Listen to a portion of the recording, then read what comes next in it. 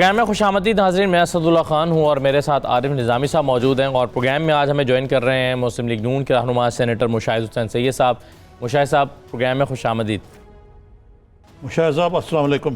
السلام علیکم جی اسد صاحب، اور السلام علیکم عارف صاحب۔ اچھا مشاہد صاحب، یہ آپ سی پیک کے حوالے سے آپ شروع سے انوالوڈ رہے ہیں چائنا کے ساتھ بھی، اور آپ جو سینٹ کی جو کمیٹی تھی فورن الیکشنز کی اس کے بھی سربراہ رہے ہیں، تو آپ کے کئی تعلق ہیں سی پیک سے، اچھی طرح آپ اس منصوبے کو جانتے ہیں۔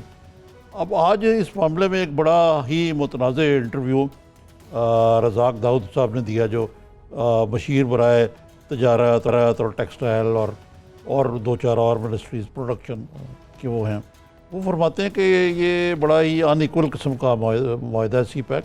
اس میں چائنیز کو ٹیکس بریک دیا گیا اور اس کے ذریعے چین کو فائدہ زیادہ ہے، پاکستان کو کم ہے، لہٰذا اس پہ نظر ثانی جو ہے وہ ناگزیر ہو گئی ہے، اور اس کو 1 سال کے لیے مؤخر کیا جا سکتا ہے، ری نیگوشیٹ کیا جائے گا، اور یہ کہ اس کے جو قرضے ہیں وہ 5 سال آگے لے جائیں گے۔ اور اگر تو یہ خالی رزاق داؤد صاحب کی بات ہوتی، جس کی رزاق صاحب نے کہا کہ ان کو فائنینشیل ٹائمز نے سیاق و سباق سے ہٹ کر کوٹ کیا۔ اسد عمر صاحب نے فرمایا کہ نہیں ہم ایسے نہیں کریں گے، ہم ملیشیا کی طرح نہیں کریں گے۔ اس کا مطلب ہے کہ ایک کوئی نہ کوئی دال میں کالا تو ضرور ہے، کیونکہ ایک 8 رکنی کابینہ کی کمیٹی بھی بنی ہے جو سی پیک کے معاملات پر نظر ثانی کرے گی۔ دوسری طرف آپ کو پتہ ہے کہ مائک پومپیو جو امریکی وزیر خارجہ ہیں وہ تو بربلا کہہ چکے ہیں، اور امریکہ یہ کہہ رہا ہے کہ ہمیں چائنا کے اور پاکستان کے بڑھتی ہوئی قربت پر بڑی تشویش ہے، اور وہ خالی یہ اقتصادی نہیں، اسٹریٹجک کا اصل مسئلہ جو دفاعی تعاون ہے۔ اور مائک پومپیو تو کہتے ہیں کہ یار یہ آپ پیسے جو ہیں قرضے ادا کرنے کے لیے IMF سے پیسے لے کے ان کو دے دیں گے۔ تو شاہ صاحب یہ سارے معاملے کو آپ کیسے دیکھتے ہیں؟ عارف صاحب، میں سمجھتا ہوں کہ آج کے دن مودی صاحب دلی میں اور ٹرمپ صاحب واشنگٹن DC میں بڑی خوشیاں منا رہے ہوں گے کہ پہلی مرتبہ ہماری جو 50 سال سے زیادہ ایک اسپیشل ریلیشن شپ ہے عوامی جمہوریہ چین کے ساتھ، اور ہمیشہ اس میں کبھی کوئی دراڑ نہیں کبھی پڑی، نہ چین کی طرف سے نہ ہماری طرف سے، پہلی دفعہ ایک نظر آ رہی ہے دراڑ سی، اور وہ بھی نئی حکومت کی نالائکی اور بے وقوفی کی وجہ سے۔ اور میں سمجھتا ہوں کہ اس سے قومی مفاد کو بڑا شدید نقصان ہو سکتا ہے۔ اس کے 2 پہلو ہیں۔ ایک تو یہ ہے کہ ایوریج میں دیکھ رہا ہوں کہ ہر ہفتے خارجہ امور کے حوالے سے، میں چیئرمین بھی ہوں خارجہ امور کمیٹی کا، اور ماضی میں جو آپ نے ذکر کیا میں پارلیمنٹری کمیٹی سی پیک کا چیئرمین رہا ہوں 3 سال، اور سی پیک کو ہم نے ہی لانچ کیا تھا، چلایا تھا۔ تو ایک میں دیکھا کہ ہر ہفتے کوئی نہ کوئی وضاحت ہو رہی ہے۔ پومپیو کی ٹیلی فون کال آئی، انہوں نے کہا یہ نہیں میں نے کہا، انہوں نے ریکارڈنگ دکھا دی۔ ہندوستان کی بات ہوئی تو انہوں نے کہا کہ مودی صاحب نے ہمیں تجویز دی ہے مذاکرات بحال کرنے کی، تو انہوں نے کہا ہم نے کوئی ایسی بات نہیں کی، وہ تردید کر دی۔ اور اب چائنا کے اوپر ایک انٹرویو دے کے مغربی دنیا کے سرکردہ اخبار ہیں فائنینشیل ٹائمز، اور آپ کہہ رہے ہیں سیاق و سباق سے انہوں نے تجاوز کیا۔ بنیادی بات یہ ہے کہ وہ کلیئر کر دیں، اپنا ٹرانسکرپٹ دے دیں کہ کیا انہوں نے یہ باتیں کی تھی کہ نہیں۔ اور ایک پیٹرن نظر آ رہا ہے عارف صاحب اور اسد صاحب مجھے، کہ دیکھیں نا، جب عمران خان صاحب نے پہلی تقریر کی قوم سے خطاب کیا تو انہوں نے سی پیک کا ذکر نہیں کیا، جو ہماری سب سے اولین ترجیحات ہیں ترقی کے حوالے سے، چاہے وہ غلطی ہوگی یا جان بوجھ کے کیا۔ دوسرا، جب چائنیز وزیر خارجہ آیا تو اس کو وہی پروٹوکول دیا گیا جو پومپیو کو دیا گیا، حالانکہ اسی دن سعودی وزیر اطلاعات آئے تھے تو ان کو وزیر اطلاعات ہمارے لینے گئے، لیکن ان کو کوئی فنکشنریز فورن آفس کا لینے گیا اور بڑا لو لیول پروٹوکول دیے گئے۔ یہ آج تک ہماری تاریخ میں نہیں ہوا، اور یہ وزیر خارجہ بھی نہیں، یہ اسٹیٹ کاؤنسلر ہیں جن کا رتبہ جو ہے نائب وزیر اعظم کے برابر ہے۔ تو اس سے پہلے بھی کچھ ان کے تحفظات تھے، پھر دھرنے کے زمانے میں بھی کچھ لوگ باتیں کرتے ہیں، تو لوگوں کو شک و شباب ہو گئے ہیں کہ شاید اس قسم کی کمٹمنٹ، وہ حمایت، وہ پختگی یہ موجودہ حکومت کی سی پیک کے ساتھ اور چین کے ساتھ تعلقات سے نہیں ہے جو ماضی کی حکومتوں میں پیپلز پارٹی کی ہو یا مسلم لیگ نون کی۔ مشاہد صاحب، یہ تواتر سے کہا جا رہا ہے اور اب بھی یہی امپلائی کیا جا رہا ہے، بلکہ ہاں کہا گیا کہ رزاق داؤد نے بھی یہی کہا کہ جی جو آپ کی حکومت تھی جس میں آپ اس کمیٹی کے سربراہ بھی تھے، کہ اس دور میں یعنی یہ بڑا ان ایکول انفیئر قسم کا معاہدہ ہے یہ سی پیک کا، اس کے ذریعے سارا فائدہ جو ہے وہ چین کو پہنچا، پاکستان کو کوئی فائدہ نہیں ہوا، اور یہ دوسرا بڑا نان ٹرانسپیرنٹ ہے، لہٰذا ہم اس کو ختم تو نہیں کر سکتے لیکن ہم اس کو ری نیگوشیٹ کریں گے۔ یہ بھی ایک اول تو ایک ہوتا ہی ہے، نئی حکومت پچھلی حکومت کو بلیم کرتی ہے، لیکن یہ بعض پاکستان کی سیاسی جماعتوں نے بھی کہا کہ جی یہ اٹ از ناٹ ٹرانسپیرنٹ، اس کا کیا آپ جواب دیں گے؟ پہلی بات تو ہے کہ میرے خیال میں یہ ایک ناشکری کی انتہا ہے کہ ایک اس وقت کے وزیر جو ایک طرف تو وہ چندہ مانگ رہے ہیں ڈیم کے لیے، ہر ایک سے کوئی پیسہ ہے، ادھر سے لو ادھر سے لو، اور ایک پاکستان کی تاریخ کا اور عالمی تاریخ کا کسی دو ممالک کے درمیان سب سے بڑا معاہدہ ہے $60 ارب کا، جو انہوں نے ایک اعتماد کا ووٹ دیا پاکستان کے ریاست پر، پاکستان کے عوام پر، عوامی جمہوریہ چین کی طرف سے، یہ واضح رہے۔ تو آپ ایک طرف تو وہ آپ کو جس کی وجہ سے آپ کا لوڈ شیڈنگ کا مسئلہ حل ہوا، جس کی وجہ سے گوادر بندرگاہ چلنی شروع ہوئی، جس کی وجہ سے تھر کوئلے سے آپ نے نکالا بھی اور کوئلے کو آپ بجلی بنا کے کر رہے ہیں، تو آپ ملک کی ترقی کی طرف جان دیں۔ تو ایک تو یہ بات ہوئی۔ دوسری بات ہے کہ جو ہماری پارلیمنٹری کمیٹی تھی اس میں پی ٹی آئی کے 2 ممبر شریک تھے، ایک اسد عمر صاحب اور ایک شبلی فراز صاحب، دونوں اس وقت وزراء ہیں۔ آپ ان سے پوچھ لیں کہ جو سوالات انہوں نے کیے، اسد عمر صاحب بڑے سوال کرتے تھے خاص طور پہ وزارت توانائی سے، کوئی انفارمیشن جو انہوں نے مانگی تھی کوئی چھپائی گئی یا ان سے روکی گئی؟ آپ ان سے یہ پوچھ لیں، اور اگر وہ ایسے نان ٹرانسپیرنٹ ہیں تو وہ ٹرانسپیرنٹ کر دیں۔ کیا چیز ایسی خفیہ ہے؟ کوئی ایٹمی بم تو نہیں ہے نا یہ کہ جو وہ سمجھتے ہیں کہ خفیہ معاہدہ ہوا۔ ایک کرپشن کا الزام نہیں لگا اس معاہدے پہ اتنے بڑے سکیل پر، ایک کرپشن کا۔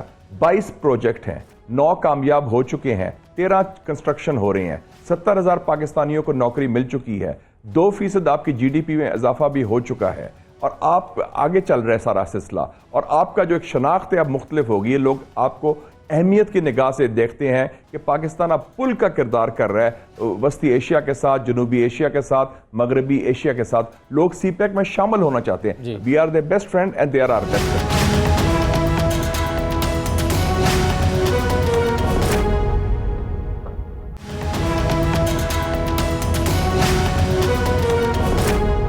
شاہد صاحب دوسری طرف جو ابھی چین خارجہ آئے تھے وانگ یی، جب شاہ محمود قریشی صاحب کی ان سے ملاقات ہوئی تو اس میں یہ کہا گیا کہ جو سی پیک ہے یہ حکومت پاکستان کی اولین ترجیح ہے۔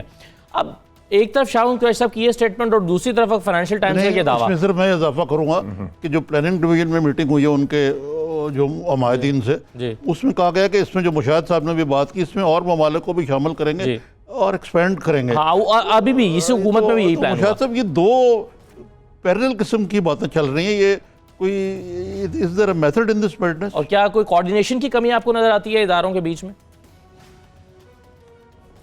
میں جو سمجھ نہیں آتی کہ اتنی تیاری انہوں نے کی تھی پاور میں آنے کی، اتنی ان کو مدد بھی ملی، اتنی ان کو ساری پشت پنائی بھی ہوئی، سارا کچھ تیار کیا گیا، ان کو ہماری طرف سے لوگوں کو ڈسکوالیفائی کیا گیا، روکا گیا، اور لگتا ہے کہ حکومت جو آئی ہے یہ اناڑی ہیں، یہ بالکل انڈر 19 ٹیم کی طرح ہیں، ان کا کوئی ناتجربہ کار ہے، کوئی ایک وزیر کا دوسرے سے نہیں ملتا۔ شاہ محمود قریشی صاحب نے بیان کچھ اور دیا، اسد عمر صاحب نے کچھ اور دیا، رزاق داؤد صاحب نے کچھ اور دیا، خسرو بختیار صاحب نے کچھ اور دیا، ایک ہی ایشو پر 48 گھنٹے کو درمیان۔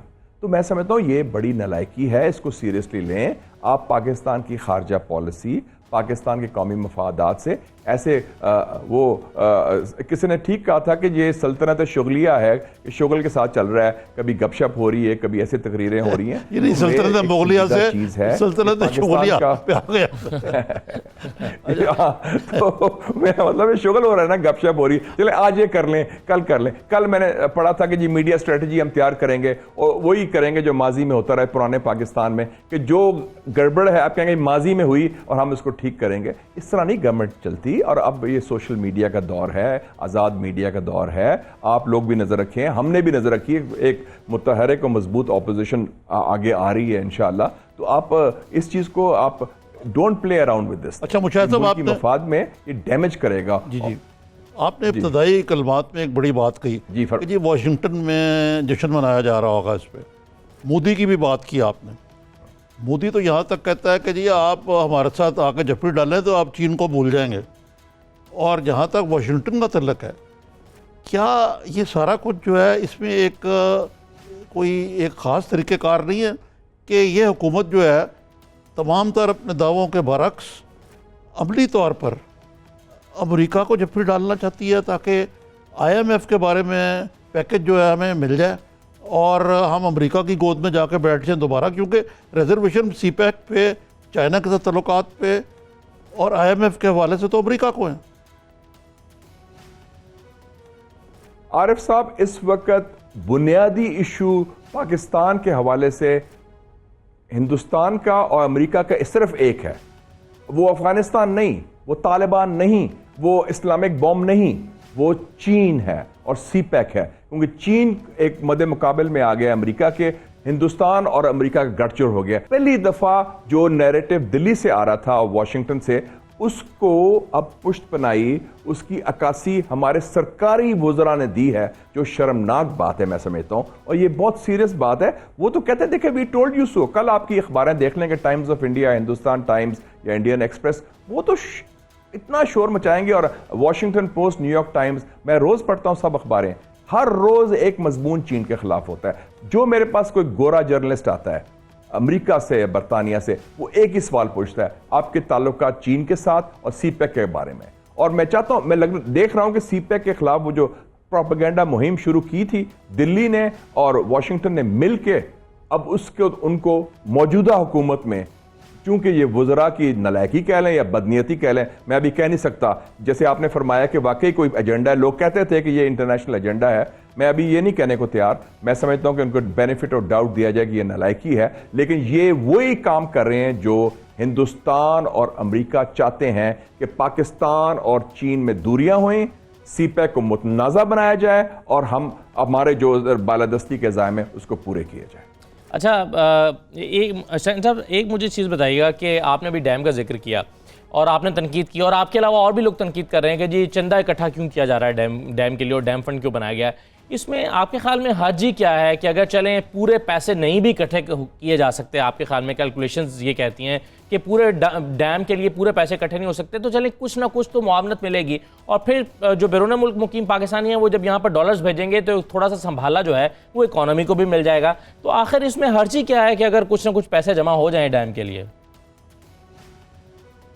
نہیں، میں نے صرف موازنہ کیا تھا کہ جہاں آپ کو پیسے مل رہے ہیں ادھر آپ ناشکری کر رہے ہیں، 50-60 ہزار ڈالر کی انویسٹمنٹ آئی ہے، اس کو آپ کہہ رہے ہیں کہ متنازع کر رہے ہیں کہ نہیں، اور ہم ایک جو 14 ارب ڈالر کا پروجیکٹ اس میں ہم بھیک مانگ رہے ہیں۔ ویسے بائی دا وے آپ کو پتا ہے کہ جب وزیر اعظم نواز شریف صاحب تھے، مسلم لیگ نون کی گورنمنٹ تھی، تو ساری جو لینڈ ایکویزیشن وہ کر چکے ہیں 122 ارب روپے کے۔ میری پرسوں بات ہو رہی تھی گلگت بلتستان کے چیف منسٹر کے ساتھ، حافظ حفیظ الرحمان کے ساتھ، انہوں نے کہا جو سب سے مشکل مرحلہ ہے ڈیم بنانے میں وہ لوکیٹ کرنا، اس کا وینیو کیا ہوگا، اور لینڈ کی ایکویزیشن، وہ ایکوائر ہو چکا ہے پچھلے دور میں، اب اس کو آگے لے کے چلیں، اور میرے خیال میں اس کو سیریسلی اس کو پرسو کریں۔ ڈیم کی ضرورت بھی ہے، ڈیم کے ساتھ واٹر ریزروائرز کی ضرورت ہے، واٹر مینجمنٹ کی ضرورت ہے، جو آج کل کا دور ہے، کیونکہ بڑے ڈیمز کے علاوہ یہ چیزیں بھی ہمارے لیے بڑی امپورٹنٹ ہیں۔ ٹھیک ہے، چلیں سر ایک مختصر بریک لے رہے ہیں، پروگرام میں واپس آ کے کچھ سیاسی سوالات بھی آپ کے سامنے رکھیں گے۔ کہا جا رہا ہے کہ نون لیگ تحریک چلانے کا پلان بنا رہی ہے نواز شریف صاحب کو رہا کروانے کے لیے، نواز شریف صاحب کے حق میں کوئی تحریک چلانا چاہتی ہے، کیا اس میں صداقت ہے یا صرف یہ سوشل میڈیا پر چلنے والی خبریں ہیں؟ مزید بات کرتے ہیں، ایک مختصر بریک کے بعد واپس آتے ہیں۔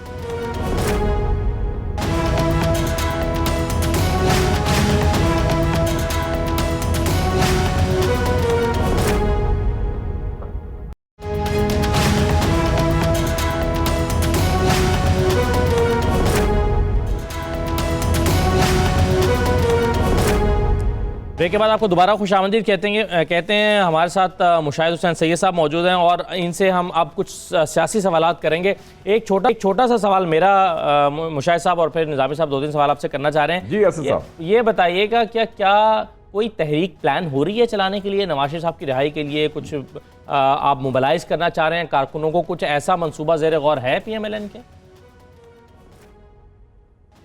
فی الحال تو ایک کوشش یہی ہے کہ جو ایک قانونی اور سیاسی جنگ ہے، کیونکہ میاں صاحب ہم سمجھتے ہیں کہ سیاسی قیدی ہیں، ان کے خلاف کوئی کرپشن کمیشن اور کک بیکس کا کوئی الزام نہیں، اور جو فیصلہ بھی آیا تھا پہلا والا بھی 28 جولائی والا، اس کو عمران خان صاحب نے خود کہا تھا کمزور فیصلہ ہے، اور جو 6 جولائی والا فیصلہ اس سال آیا اس میں بھی ان کو اس سے تو بری کر دیا گیا کرپشن کے الزامات سے، صرف یہ کہا گیا کہ ان کے جو اثاثے ہیں جس کا تعین نہیں کیا گیا، جس کا بتایا نہیں گیا کون سے اثاثے ہیں، ان کی آمدنی سے زیادہ ہیں، اور یہ بھی نہیں بتایا گیا کون سی آمدنی ہے، کیا آمدنی ہے۔ تو بڑا کمزور چیز، ہم سمجھتے ہیں ان کو بیل بھی مل جائے گی اور یہ ججمنٹ بھی سسپینڈ ہو جائے گی، تو ہم قانونی جنگ تیز کر رہے ہیں۔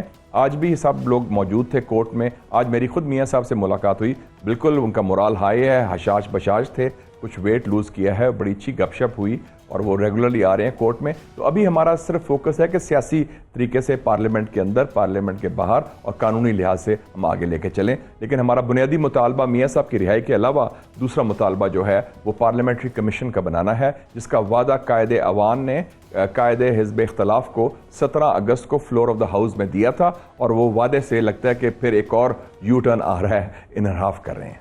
اچھا مشاہد صاحب، آپ نے بتایا کہ مورال اچھا ہے میاں نواز شریف صاحب کا، اگرچہ ان کے بعض دوسرے حلقے کہتے ہیں جی وہ تو ڈیل کرنا چاہتے ہیں اور جانا چاہتے ہیں، اگرچہ ذاتی طور پہ میں سمجھتا ہوں کہ شاید ایسا نہ ہو، لیکن اصل بات یہ ہے کہ بالکل جو اپوزیشن کے اندر جس طرح آپ کی زبان میں مزہ نہیں آ رہا کچھ، جس طرح کی اپوزیشن کی جا رہی ہے، کہ شہباز شریف صاحب جو ایسے لگتا ہے کہ شیل شاکڈ ہیں ابھی تک کہ ساڑھے نال ہوئی کی ہے، اور اس دن وہاں جی ایچ کیو میں نے دیکھا ان کو کچھ کھوئے کھوئے سے نظر آ رہے تھے، وہ فنکشن تھا جو تھا یوم شہداء والا۔ پھر جو صدارتی انتخابات سے وزیر اعظم کے انتخابات، اسپیکر صدارتی انتخابات میں کوئی وہ فعالیت نظر نہیں آئی ہمارے جو لیڈر آف دی اپوزیشن ہے اب میاں شہباز شریف میں، جو کہ اس موجودہ نازک مرحلے پہ ہونی چاہیے۔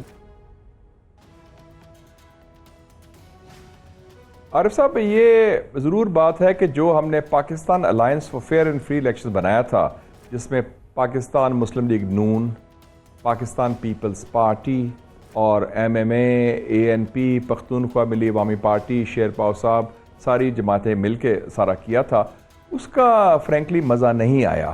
ہماری طرف سے تو پوری کوشش ہوئی، لیکن جو انتخابات ہوئے وزیر اعظم کے ایک کمٹمنٹ دی گئی، اس سے پیچھے ہٹا گیا۔ پھر اس کے بعد صدارتی انتخابات تو نہیں تھے عارف صاحب، وہ تو ایک واک اوور تھا، جو فیصلہ پہلے ظاہر ہو گیا کہ جب اتفاق نہ ہوا صدارتی امیدوار پر، تو جو ایک نمبرز ہیں اپوزیشن کے، جو ان کی مقدار ہے، اس کی عکاسی سیاسی قوت کے ذریعے پارلیمنٹ کے اندر یا باہر ابھی تک نہیں ہوئی۔ میں کرتا ہوں صرف آپ کی تھوڑی سی کہ جو صدارتی انتخاب آپ نے یقین کہا، لیکن اس کو واک اور وہ بنانے میں تو آپ ہی کی ذمہ داری ہے نا بھائی۔ آپ اعتزاز حسن پہ اتفاق رائے کر لیتے، کیا خرابی تھی ان میں؟ سب سے بہتر امیدوار تھے۔ اس میں 2 رائے تھے پارٹی کے اندر، اور ایک رائے تھی کہ ایکسیپٹ کر لینا چاہیے، دوسری رائے تھی کہ نہیں کرنا چاہیے۔ میرا تو اپنا ویو ہے کہ تاریخ سے سبق سیکھیں۔ آپ کو یاد ہوگا کہ جب MRD بن رہی تھی، جی بالکل، اس وقت اس میں الائنس میں ایئر مارشل اسر خان صاحب بھی تھے اس میں، اور لوگ بھی، نواب زادہ نصر اللہ خان صاحب بھی تھے۔ لوگوں نے کہا انہوں نے بھٹو کی پھانسی میں شریک تھے، لیکن بے نظیر بھٹو صاحبہ اور محترمہ نصرت بھٹو صاحبہ نے کہا کہ نہیں، ہمارا جو بڑا مقصد ہے جمہوریت کی بحالی، وہ باقی چیزوں کو آگے رکھتا ہے۔ اور آپ کو دوسری بات میں اگزامپل دیتا ہوں، چارٹر آف ڈیموکریسی میں میاں صاحب نے خود فیصلہ کیا تھا 2006 میں، آپ کو یاد ہوگا کہ جب چارٹر آف ڈیموکریسی سائن ہونا تھا تو انہوں نے کہا کہ یہ رحمان ملک صاحب کے گھر میں سائن ہوگا۔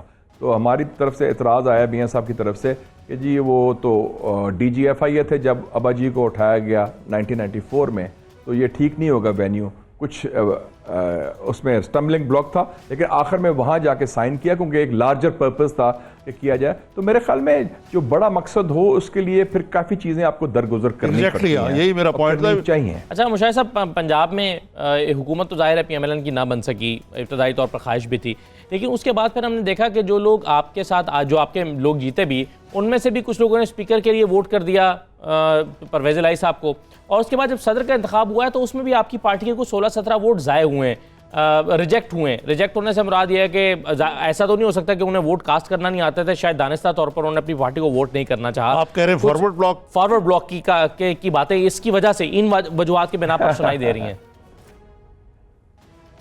نہیں جی فارورڈ بلاک نہیں ہے, کافی اس میں غلطیاں ہوتی ہیں, ایون کئی ووٹ ریجیکٹ ہمارے قومی اسمبلی اور سینٹ میں بھی ہو جاتے ہیں, لوگوں کو معلوم نہیں کیسے کرنے کا. فارورڈ بلاک کا کوئی ایسا قصہ نہیں.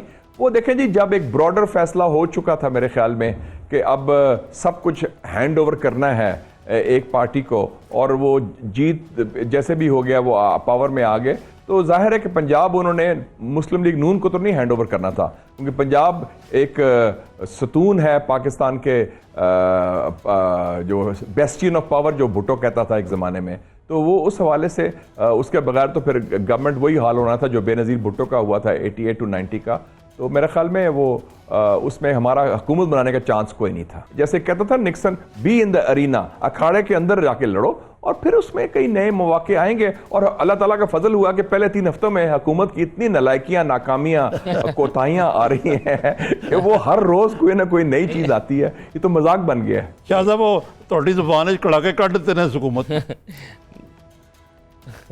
وہ خود ہی اپنے کڑاکے نکال رہے ہیں, اور کڑاکوں کی گونج پورے پاکستان میں اور پوری دنیا میں پھیل رہی ہے. آپ دیکھ لیں کہ کس قسم کا سلسلہ ہے. یہ ویسے دلچسپ جملہ تھا آپ کا کہ اللہ کا فضل یہ ہوا کہ وہ پرفارم نہیں کر رہے, تو یہ بہرحال بہت ہاں وہ دیکھیں ہمارے لیے میں کہہ رہا ہوں, ہمارے حوالے سے صحیح. چلیں بہت شکریہ مشاہد حسین صاحب آپ کا پروگرام میں شرکت کرنے کے لیے. بہرحال اللہ کا فضل اس ملک پر ہو, اور جو بھی حکومت وہ پرفارم کرے تاکہ ملک کی تو بہتری ہو, کسی ایک سیاسی قوت کا فائدہ یا نقصان تو اپنی جگہ. لیکن نظامی صاحب اب میں پہلے تو مشاہد صاحب کی گفتگو کو وائنڈ اپ کرتے ہوئے پھر ذرا 2-3 ایشوز ہیں اس کی طرف بڑھتے ہیں. مشاہد صاحب کی باتوں سے آپ کس نتیجے پر پہنچے ہیں؟ 2 باتیں جی. ایک تو دیکھیں یہ بات تو ٹھیک ہے کہ چین سے دوستی جو ہے نا ان کی ٹھیک ہے. یہ ذوالفقار علی بھٹو کے زمانے سے آج تک اٹس اے کانسٹنٹ فیکٹر. کیا کہتے تھے کہ ہماری جتنی بلند اور سمندر جتنی ڈیپ, اور اس میں پھر بعد میں اضافہ ہوا سویٹ ہے سنی. جب میں گیا نا چین, جوزہ گلانی وزیر اعظم کی, تو پہلی دفعہ میں نے وہاں یہ فکرہ سنا. یہ بات تو ٹھیک ہے, لیکن ہر ملک کو اپنے قومی مفاد کے مطابق ہر معاہدے کو دیکھنا چاہیے. لیکن آپ کا چین سے جو معاہدہ خالی, ایک تو تاریخی تو ہے جو انہوں نے کہا 62 بلین کا, اس کو ریویو کرنے میں کوئی حرج نہیں. لیکن یہ رزاق داؤد کی بات صاحب ذرا میرے اس سے اتفاق نہیں کرتا کہ اس کو سال کے لیے بند کر دیا جائے. It is the only thing going. پھر آپ دیکھتے ہیں کہ چین کا جب سی پی آئی پیک کا معاہدہ ہوا ہے اس میں دہشت گردی اپنے عروج پر تھی.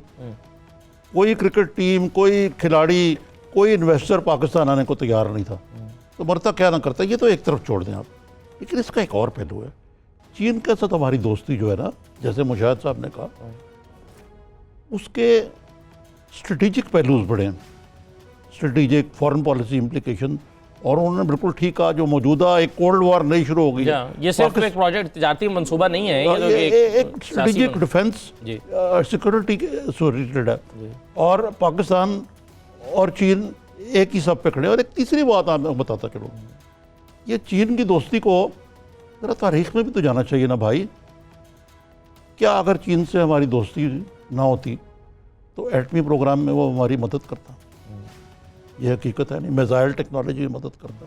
یہ JF تھنڈر جو اب جہاز ہم نے بنایا یہ بنتے. ہم کیا انڈیا کے مقابلے میں کھڑے ہو سکتے تھے اگر ہم چین سے یہ اسٹریٹجک الائنس نہ ہوتا؟ تو ہمیں ایک اوور آل پکچر دینی چاہیے. اس کو ایک جس کو کہتے ہیں نا کہ کنویں کے مینڈک کی طرح نہیں دیکھنا چاہیے. اچھا, اب دوسری بات ہے نظامی صاحب ڈیم کی. ڈیم پر اب ویسے تو سب لوگ تنقید کر رہے ہیں PMLN کی طرف سے کہ بھئی یہ کیا ہوا کہ آپ نے بھیک مانگنی شروع کر دی, اور آپ نے, میں ٹویٹر پر دیکھ رہا تھا, ایک قدر مچا ہوا ہے.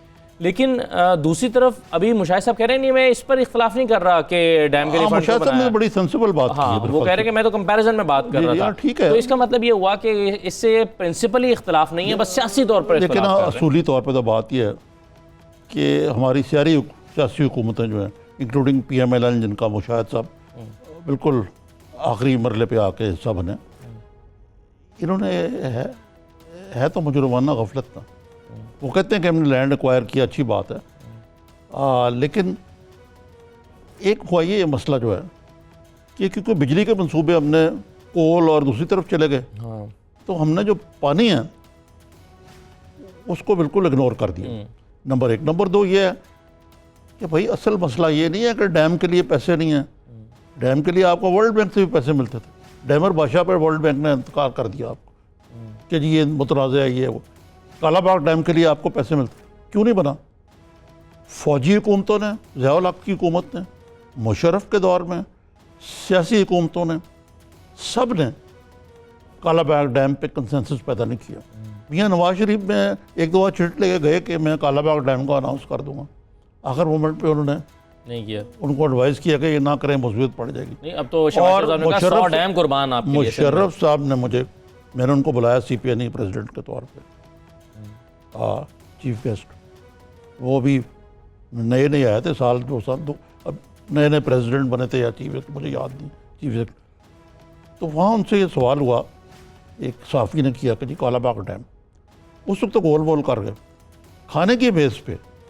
مجید نظامی مروم بھی تھے وہاں، میں بھی تھا، کچھ اور سیدھے ریٹ۔ تو انہوں نے کہا جی مشرف صاحب کیا کرتے ہیں کالا باغ ڈیم؟ کہتے ہیں میں آج بنا دوں گا لیکن ملک ٹوٹ جائے گا۔ اچھا، تو مقصد ہے کہ یہ آج ہم یہ اتنا کچھ کرنے کے بعد اب ہم چندہ تو اکٹھا کر رہے ہیں نا، وہ کام جو کہ سابقہ حکومتوں کو کر لینا چاہیے۔ ٹھیک ہے، تو یہ تنقید آپ جو سوشل میڈیا پر، یا سوشل میڈیا پر صرف لوگ نہیں کر رہے، leaders, P M L N کی لیڈرز کر رہے ہیں، آپ اس تنقید کو جائز نہیں سمجھتے؟ نہیں، خاص طور پہ اگر ان کا 10 سال رہے ہیں اس میں، کیونکہ میں احسن اقبال صاحب کو دیکھ رہا ہوں، عابد شیر علی کو دیکھ رہا ہوں، اور بڑے لیکن وہ افضل نے بھی کہا کہ یار یہ اس طرح نہیں ڈیم بنتے، یہ 12-13 ارب ڈالر کا منصوبہ اتنی آسانی سے نہیں بنے گا۔ وہ ساری باتیں اپنی جگہ پہ ہیں، وہ تنقید اور یہ اور وہ، بھئی اب آپ کو موقع تھا تو کسی اور طرح بنا لیتے، جیسے آپ بہتر سمجھتے ہیں۔ دیکھیں نا، لیکن ورلڈ بینک نے تو کوئی اس میں ہماری مدد نہیں کی، یہ کہہ کے کہ جی متنازع علاقہ انڈیا نے بٹا ڈال دیا ہے۔ انڈیا تو چاہتا ہے کہ ہم واٹر ڈیفیشنٹ، ابھی آپ کو پتہ ہے کہ جو پانی کی تقسیم پہ ہمارے لاہور میں مذاکرات ہوئے وہ ناکام ہو گئے تھے۔ صحیح ہے، بالکل ٹھیک ہے نظامی صاحب۔ اب آپ کہتے ہیں کہ چلیں آپ نے بجلی کے منصوبے لگائے، وہ تھرمل پر آپ نہیں جا رہے تھے، آپ کول پر اور دوسری چیزوں پر گئے، اس میں چلیں آلٹرنیٹ بجلی کے منصوبے اگر آپ نے لگا بھی لیا تو پانی کی ضرورت جو مسئلہ تھا، پانی بھی ایک ایلیمنٹ ہے۔ جی، پانی کا ایلیمنٹ ہے اور بجلی اور پانی کا۔ بجلی میں تو کسی حد تک پچھلی حکومت جو ہے وہ سرخرو ہوئی، پانی کے معاملے میں سابقہ حکومتیں، یعنی دیکھیں آخری تربال ڈیم ضیاء الحق ذوالفقار علی بھٹو نے کمرشن کیا تھا، آپ کو پتہ ہے اس بات؟ اس کے بعد پھر ڈیم ہی کوئی نہیں بنا پڑا۔ بالکل ٹھیک ہے، چلیں اب ایک مختصر بریک لیں۔ نظامی صاحب بریک کے پاس آ کے 3-4 چیزیں ہیں، میں اس میں سے بتاتا بھی چلوں بریک پر جانے سے پہلے۔ ایک تو حکومت کچھ فیصلے کر رہی ہے اور فیصلے کر کے ان کو جلدی جلدی واپس لے رہی ہے، تو یہ کیا ہو رہا ہے کہ فیصلے ہو کیوں رہے ہیں واپس لینے سے پہلے، مطلب اس پر پورا شاید توجہ نہیں ہو پا رہی۔ پھر گورنر ہاؤسز جو ہیں وہ بڑی اچھی بات ہے کہ عوام کے لیے کھولے جا رہے ہیں، لیکن اس سے کیا فائدہ حاصل ہو رہا ہے؟ کیونکہ وعدہ شاید یہ نہیں تھا کہ عوام کے لیے کھولنا، وعدہ کچھ اور تھا کہ اس کو کچھ ٹرانسفارم کرنا ہے، کسی اور شکل میں لے کر جانا ہے، تو اس پر کیا کیا ہو رہا ہے؟ تو یہ تمام چیزیں، اس پر ہم ایک مختصر بریک لے لیتے ہیں، بریک کے بعد واپس آ کر بات کرتے ہیں، آپ ہمارے ساتھ رہیے۔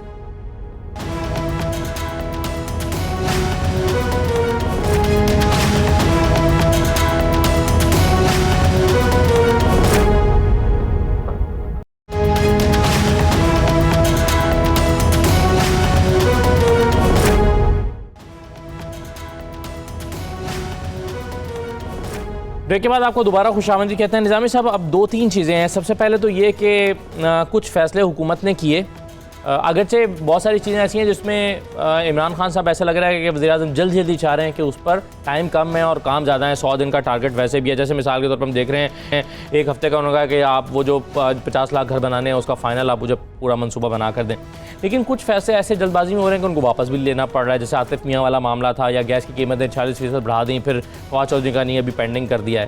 تو یہ کیا جلد بازی ہے یا کام وقت کم ہے، ٹارگٹ زیادہ رکھنی ہے؟ دیکھیں نا بات یہ اب وہ حکومت میں حکومت بائی گمکری چلانے کی کوشش نہیں کرنی چاہیے شعبدہ بازی کے ذریعے۔ یہ نہیں کہہ رہا کہ وہ شعبدہ بازی کر رہے ہیں، لیکن ان کے جو لوگ ہیں ان کو مائنڈ سیٹ ڈسکس، مثلا یہ آپ نے 100 دن کی کیا مصیبت پڑی ہے، آپ 1000 دن لے لیں آپ۔ بھائی اس وقت آپ کا بنیادی مطمع نظر یہ ہونا چاہیے کہ نئے پاکستان میں جو ان کا مطابق بنانا ہے اس میں پاکستان کو صحیح ڈگر پر چلا دیں آپ، جو بھی آپ نے فیصلہ کرنا ہے، لیکن جو بھی بات کرنی ہے سوچ سمجھ کے کریں۔ وہ یاد ہے آپ کو کہ یہ تو خیر جمہوری حکومت ہے، ضیاء الحق کے دور میں وہ بھی ایسے کیا کرتے تھے، وہ فیصلہ کرتے بدل دیتے تھے، تو CMLA کو لوگوں نے کہنا شروع کر دیا کینسل بائی لاسٹ. تو یہ اب ان کے بارے میں وہ یو ٹرن والی بات جو ہے وہ کہنے شروع ہو گئی. اور بعض فیصلے ایسے ہو رہے ہیں جن کی کوئی ضرورت نہیں ہے. مثلا یہ گیس کی قیمت کی اناؤنسمنٹ جو تھی اس کی کوئی ضرورت تھی؟ اگر آپ نے اس پہ بعد میں واپس لینا ہے تو کیوں آپ اس کو ایسے کر رہے ہیں؟ پھر بعض معاملات کو مس ہینڈل کیا گیا، جس طرح یہ پاک پتن والا واقعہ جو تھا یہ مس ہینڈل ہوا. یہ بھی تو آفٹر آل اسی کے اندر آتا ہے.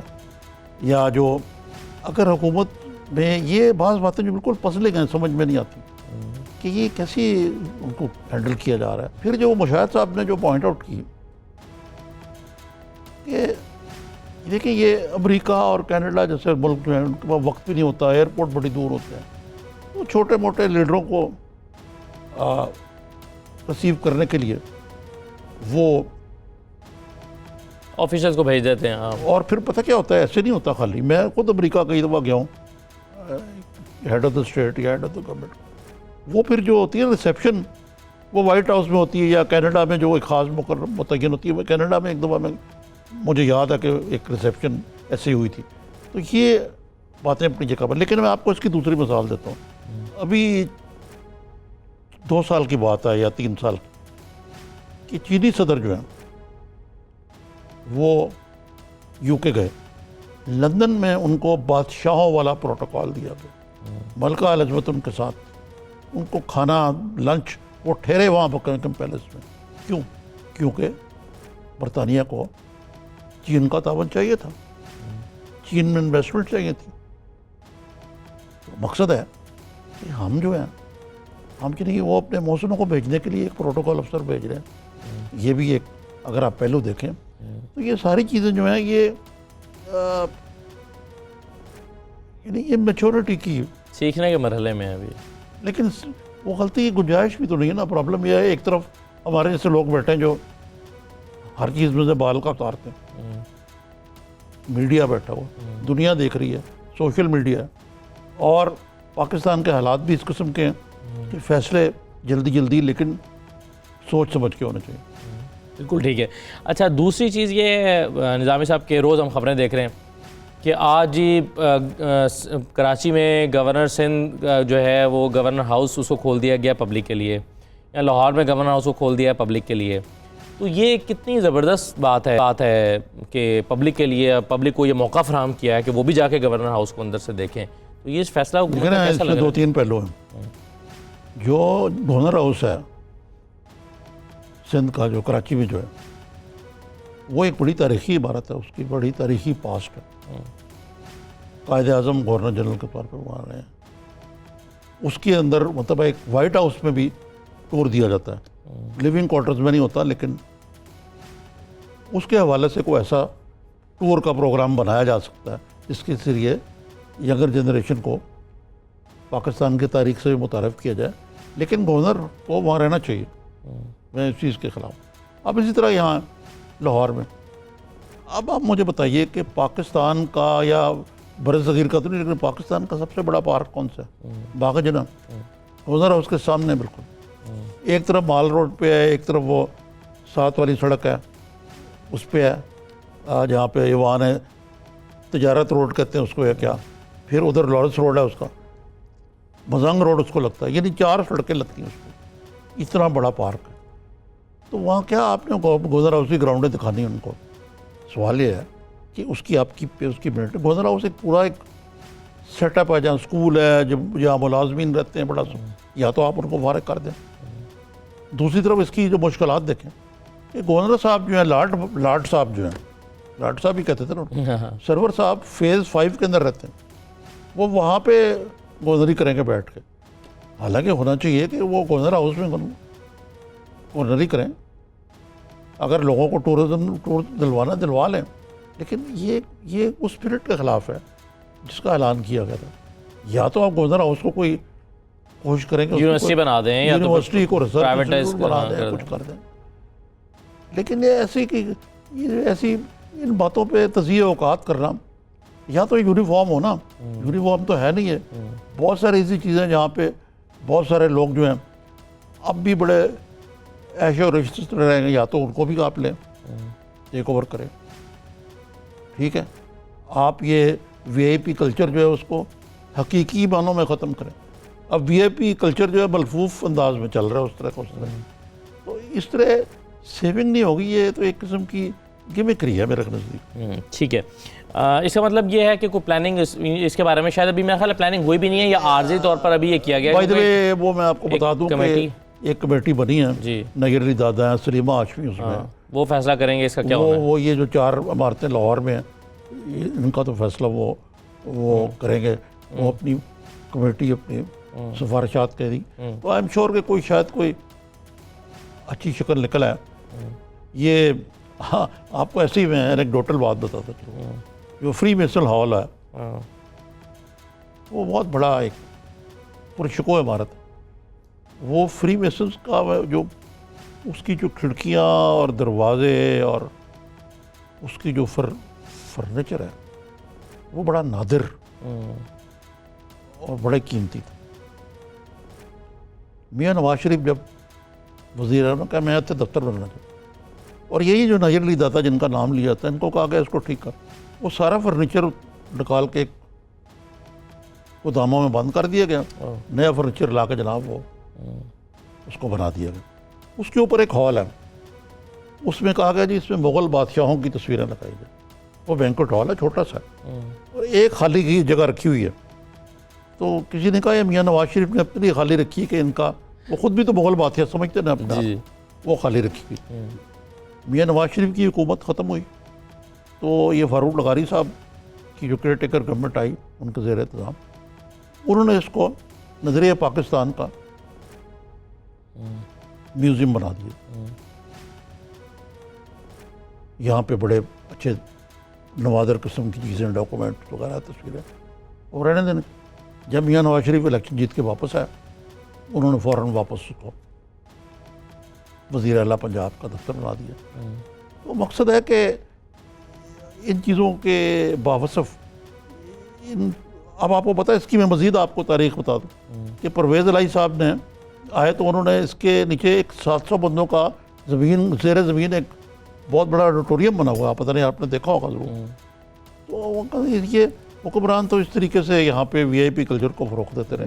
اب اگر خان صاحب نے اس کے بارے میں کرنا ہے تو یا تو ان کو پرائیویٹائز کرنے کا سوچیں, بیچنے کا سوچیں, ہوٹل بنا دیں, یونیورسٹی بنا دیں, جو پیسے جنریٹ کرے. لیکن یہ کہ جی پارک دیں گے نا, وہ ان کے کام آ رہا ہے نا ان کے کام آ رہا ہے, بیکار ہے یہ تو. صحیح ہے. میرا خیال ہے اب ہوا شاید یہ ہے کہ ابھی چونکہ اس کا فیصلہ نہیں ہوا تو یہ تو عارضی طور پر انہوں نے کہا کہ چلیں لوگوں کے لیے کھولیں تو صحیح, فیصلہ بھی ہونا باقی ہے. تو یہ نہیں کہہ سکتے کہ فیصلہ ہوا کچھ بھی نہیں ہے اور صرف یہ اس میں ذرا سیکورٹی معاملات کا بھی خیال رکھنا چاہیے, وہ بھی کرنا پڑے گا. ٹھیک ہے. اچھا مجھے اب نظامی صاحب جاتے جاتے اسحاق ڈار صاحب کے پاسپورٹس کی منسوخی اور اس کے بعد پھر خبریں ہیں کہ وہ وہاں پر سیاسی پناہ لینے کی کوشش کر رہے ہیں یا کریں گے, تو اسحاق ڈار صاحب کا مستقبل آپ کیا دیکھتے ہیں پاکستان واپس آنے کا اگلے 5 سال میں, جب تک ان کی حکومت نہیں آتی؟ یا 5 سال تو بہت لمبا عرصہ ہوتا ہے, لیکن میرا نہیں خیال کہ وہ ایکسٹریڈائٹ ہو گئے.